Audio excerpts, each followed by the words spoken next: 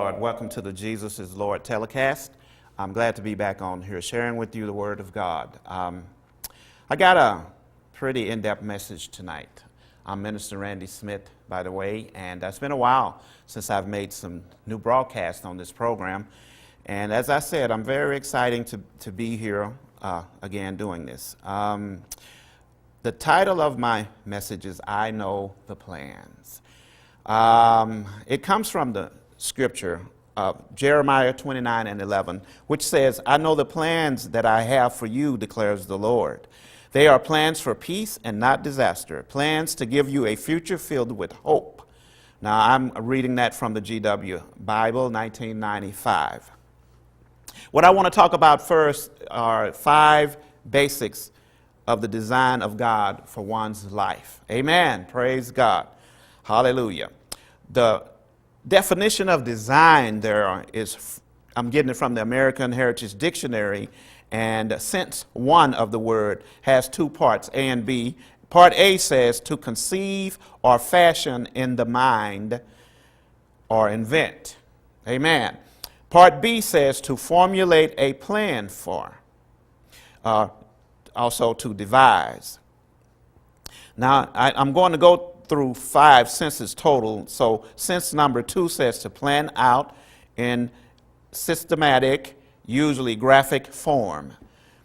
3 says to create or contrive for a particular purpose or effect. 4 is to have as a goal or purpose, i.e. to intend. 5 is to create or execute in an artistic or highly skilled manner. All of those were the 5 senses of the word design that I, again, took from the American Heritage Dictionary. Amen. Praise God. Now, the 4 basics that I mentioned a little earlier there, amen, are the will of God, the purpose of God, the plan of God, and the instructions of God. Amen. I'm going to talk a little bit about the will of God. Definition of the will from the American Heritage Dictionary is the mental faculty by which one deliberately chooses or decides upon a course of action. Championed freedom of will against a doctrine of predetermination. That's just a little example there of how to explain it in a sentence form. Another sense of the word will is the act of exercising the will. Sense number 2, A, is diligent purposefulness, determination, as for example, an athlete with the will to win. Amen. Or B, self-control, which means self-discipline, as in lack the will to overcome the addiction.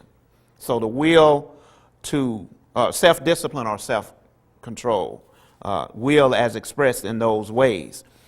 A third sense is a desire, purpose, or determination, especially of one in authority. Amen. So we just talked about 2 things. We talked about, praise the Lord, we talked about design, and we talked about will. And as one of the will as one of the first things in explaining the design of God in your life. Just want to reiterate that to kind of help us stay on track here. Because when a lot of times when you throw out a lot of definitions and stuff, it can get kind of convoluted and kind of bogged down. But anyhow, just to clarify the purposes, we're talking about the design of God in your life, based, explained or expressed in the will of God, the purpose of God, the plan of God, the instructions of God. And I'm at the place where it says the will of God. Now let's go to 1 John 2:17. It says, and the world is passing away, and the lust of it. But he who does the will of God abides forever. I'm reading in the New King James Version of the Bible from here on out. Amen. So the person who does the will of God abides forever. That kind of speaks to eternal life or everlasting life. Amen. So let's go to Mark 3:32 and 35 now. 32 says, and a multitude was sitting around him, and they said unto him, look, your mother and your brothers are outside seeking you. But he answered them, saying, who is my mother, my brothers? And he looked around in a circle at those who sat about him and said, here are my mother and my brothers. For who whoever does the will of God is my brother and my sister and my mother. Amen. See how important the will of God is? Jesus said those who do the will of God are those people who are related to him. Not necessarily somebody because they are through, biologically related to him, but the person that's obedient to the will of God. Those are Jesus's kinfolk. Amen. Thank you, Jesus. Lord, we just want to be kinfolk with Jesus Christ. Amen. Praise the Lord. Let's go to Romans 12:2. Amen. And do not be conformed to this world, but be transformed by the renewing of your mind, that you may prove what is that good and acceptable and perfect will of God.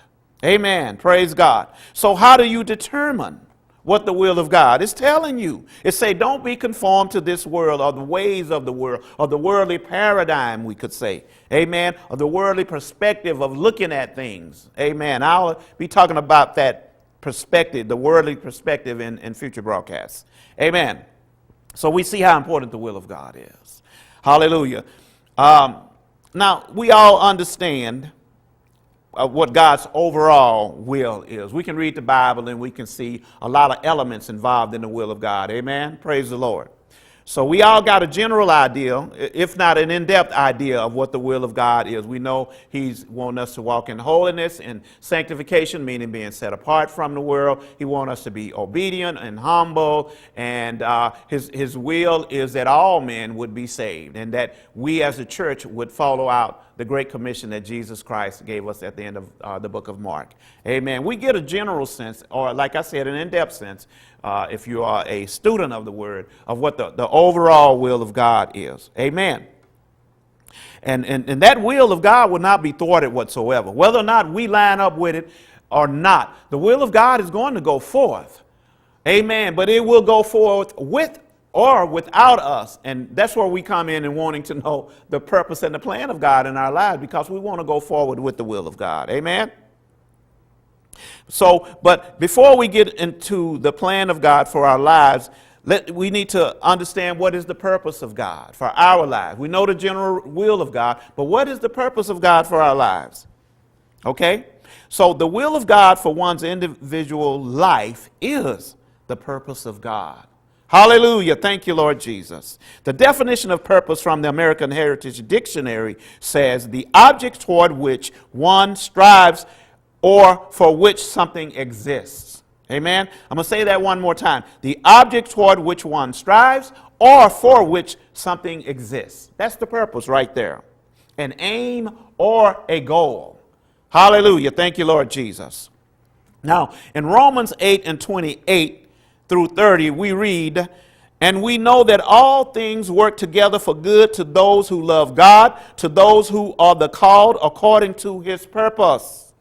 Amen. For whom he foreknew, he also predestined to be conformed to the image of his Son, that he might be the firstborn among many brethren. Amen. What that firstborn among many brethren speaks of is that Jesus isn't the only one. He didn't just come so he could be the offspring of God, walking in the full maturity and power and demonstration of a son of God, but that he would be the first among many.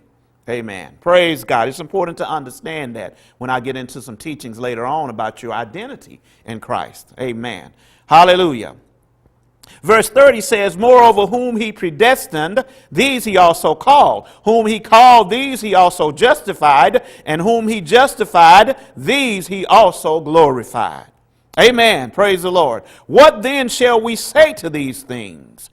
If God is for us, who can be against us? Amen. So all this that I just read over, it really links into that first verse in Romans 8 that I just read, 8:28. And we know that all things work together for good to those who love God, to those who are the called according to his purpose. And it goes on to talk about the benefits of walking in our purpose in God. Hallelujah. Here's a question to ask yourself. Why did God call you? Why did God call you? That speaks to purpose. Amen. For what goal? What goal did he have in mind for you? Amen. What is your purpose? Why do you exist? Amen. I think sometimes we get mixed up into thinking, amen, that we are here so that we can earn a living and we can raise a family and we can, take care of them and we can have some fun times and things like that. Not that those things within themselves are necessarily wrong and not at all. Amen. Hallelujah. But those are not your purpose. It's a sad case when a human being living on this earth, their only purpose is those things that I just listed there. Because we need to have a sense of destiny. We need to understand that God made us, hallelujah, with a greater purpose that we could have in mind. The Bible says that eye had not seen, ear has not heard, and neither has entered into the heart the things that God had prepared for them who love him, those who love him. Hallelujah. Thank you, Lord Jesus. There's something greater. There's something deeper. There's something more for you. As a matter of fact, most of the time after people have done these things, these important things in terms of, taking care of family, living life and trying to live a good life, a lot of times all these activities, or we could say distractions that we get involved in, after a while they lose value for us. And we get to where we are wondering, why we were called, what is our goal, what is our purpose, and why we exist. Amen. That's what I'm talking about tonight. Now, moving away from the purpose of God in your life, which is God's individual will for your life, your purpose, let's go over to the plan of God. And I'm going to read a little bit from my notes here. For the most part, people are well aware of what is involved in the overall will of God as outlined in the pages of the Bible. I said that a little earlier. They will eventually learn the will of God as expressed as the purpose of God in their personal lives. Amen. We start knowing the overall arc of the word of the will of God, and then we learn it for our personal life. However, a third step involves knowing the plan of God. It's one thing to know the will of God. It's one thing to know the purpose of God, but how are we going to get to implementing our purpose? How do we get to where we're taking the measures on this planet, amen, that will have us operating within the purpose of God for our lives? Amen. Praise God.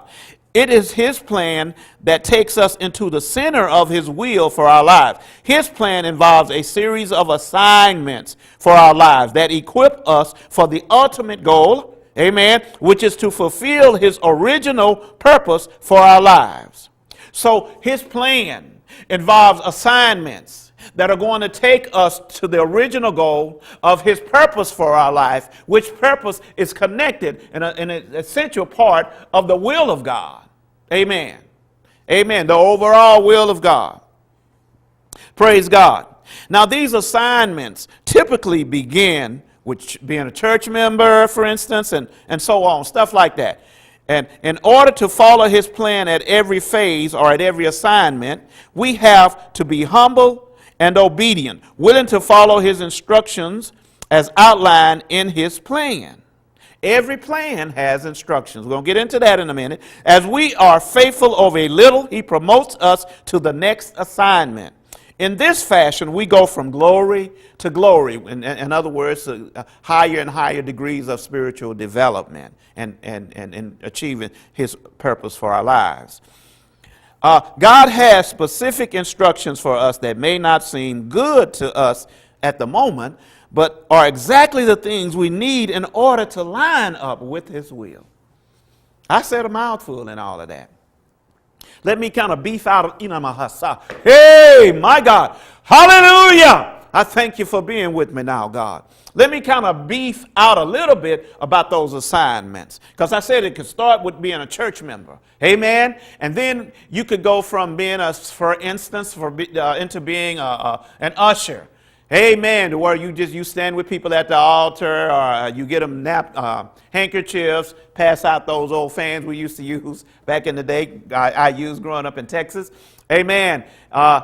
That we used to get from like the funeral homes and different businesses would buy those and put their information on them. But anyhow, you might be doing any of those things starting out at first. And as you continue to seek the Lord, through fasting, praying, attending church for fellowship and feasting off of the corporate anointing, amen, seeking God in the Word, having a daily pattern to where you're in the Word, you're in the Spirit, and you're growing. You're being deeply rooted and firmly planted and established, and God has given you a